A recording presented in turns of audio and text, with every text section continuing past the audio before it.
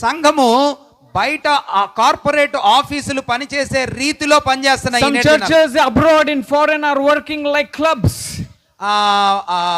పాశ్చాత్య దేశాలలో కొన్ని సంఘాలు క్లబ్స్ లాగా పనిచేస్తున్నాయి. In the olden days, in the biblical pattern, there were evangelists and the teachers of the God.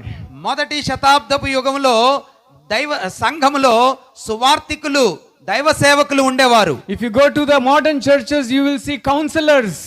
ఆధునికమైన సంఘాలకు వెళ్తే అక్కడ మనకి కౌన్సిలర్స్ అని కనిపిస్తారు. They call them trainers.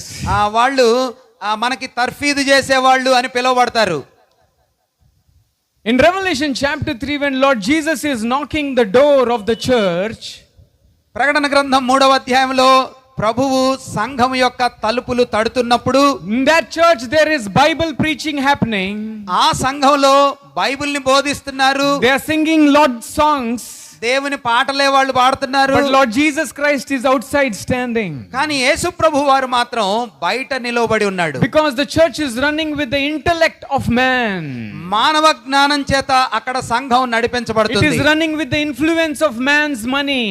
మానవుని యొక్క ధనం చేత ఆ సంఘం నడిపించబడతా ఉంది. The church of God is running with the power of man.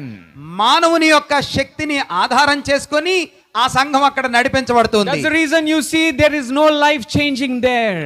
అందువలన అక్కడ జీవితాలు మార్పు చెందట్లేదు. You will see no repentance of sins in churches like that.